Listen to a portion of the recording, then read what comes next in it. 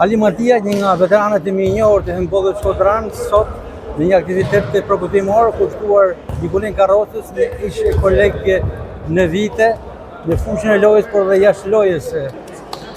Përshëndetje, faleminderit. Sot në të vërtetë është një ditë përkujtimore në rastin e vdekjes së një sportisti të dalluar të ekipit vllazërisë kombëtar, i cili e meriton këtë përkushtim. Falë edhe për kujdesin që ka tregu familja për të afruar ekipet e Kosovës në ndeshjet e përbashkëta. Ju keni kujtime, patjetër, disa shkurt. Nikolin Karroca e kishe sportist në ekipet e viteve 80, 85, 90.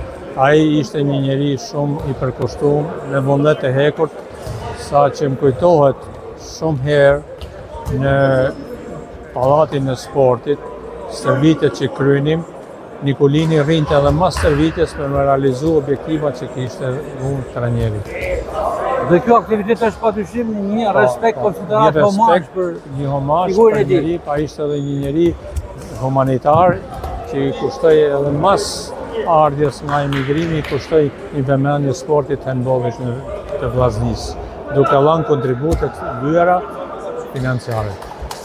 Faleminderit për sot. Faleminderit.